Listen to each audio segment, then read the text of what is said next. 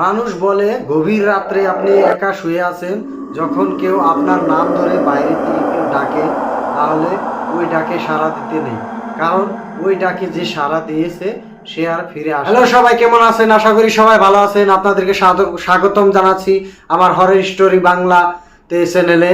আজকের নতুন ভিডিও নিয়ে আলোচনা করছি। আর হ্যাঁ, ভিডিওতে আগে একটা কথা বলে রাখছি, আপনি যদি দুর্বল হাটে রয়ে থাকেন তাহলে ভিডিওটি এখান থেকে স্কিপ করে চলে যেতে পারেন।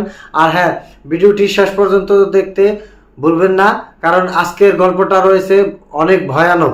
একটা গ্রামে রাশেদ নামের একটা ছেলে ছিল। তো সেই ছেলেটা এইরকম অন্ধবিশ্বাস এগুলো বিশ্বাস করতো না। তো রাত্রে একদিন ঘরে শুয়ে আছে, তো রাত্রে শুয়ে আছে বা খাওয়া দাওয়ার পরে রাত 12টার পরে তখনই ওই রাশেদের নাম ধরে বাইরে থেকে ডাকছে, ঠিক এইভাবে মৃদু কণ্ঠে, রাশেদ, রাশেদ, রাশেদ। তো রাশেদ ভাবছে যে পাশের রুমে ওর মা শুয়ে আছে, মনে হচ্ছে রাশেদের মা বাইরে গেছে। তো তখন রাশেদ ভাবলো যে ওর মা ডাকছে। উনি তখন রাশেদ বিছনায় শুয়েছিল, ধীরে ধীরে উঠে বিছানার উপরে বসে পড়লো।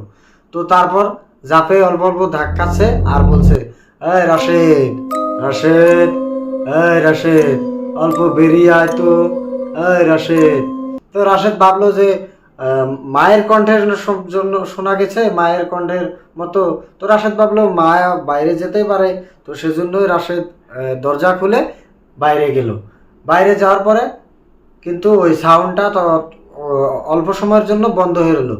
তো পরে যখন রাশেদ আবার ঘরের দিকে আসবে, তো তখন আবার রাশেদকে নাম ধরে ডাকতে লাগলো, রাশেদ, রাশেদ।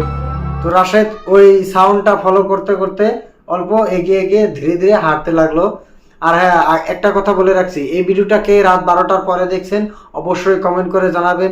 আর হ্যাঁ, আপনাকে যদি ওইভাবে কেউ নাম ধরে ডাকে, আপনি কি ঘরের থেকে বেরিয়ে যাবেন, এটাও অবশ্যই কমেন্ট করে জানাবেন। তো পরে রাশেদ ধীরে ধীরে এগিয়ে যেতে লাগলো।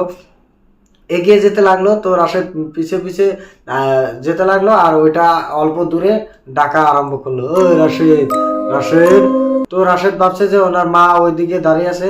তো ধীরে ধীরে গেল, ধপ করে যাওয়ার পরে সামনে একটা কালো ছায়ার মতো আসলো। তো পরে রাশেদ ভাবলো যে ওর মা, কিন্তু না, ওর মা না। তো পরে রাশেদ ওইখানে অজ্ঞান হয়ে পড়ে এলো। দিন সকালে গ্রামের মানুষজন যখন সকালবেলা রাশেদের ঘরের দিকে গেল, কিন্তু রাশেদকে ঘরের ভিতরে পেল না। তো পরে যখন গ্রামের মানুষ সবাই বিশ্রাম করলো, পাশে দেখে জঙ্গলের মধ্যে রাশেদ ওখানে অজ্ঞান অবস্থায় পড়ে আছে। তো আপনি কি পারবেন, যদি আপনি রাত 12টার পরে একা শুয়ে আছেন, তখন আপনার মা বা বাড়ির কারোর গলা ধরে আপনাকে ডাকে, তাহলে আপনি কি বেরিয়ে যেতে পারবেন? যদি যেতে পারেন কমেন্ট করে অবশ্যই জানাবেন। আর হ্যাঁ, এরকম ভিডিও যদি আরও দেখতে চান, চ্যানেলটি সাবস্ক্রাইব করে পাশে থাকা বেল আইকনে প্রেস করে দিবেন। আর গল্পটি যদি ভালো লেগে থাকে তাহলে একটা লাইক করবেন। গল্পটি কেমন লাগলো কমেন্ট করে জানাবেন। ভিডিওটি শেষ পর্যন্ত দেখার জন্য আপনাদেরকে অনেক অনেক ধন্যবাদ।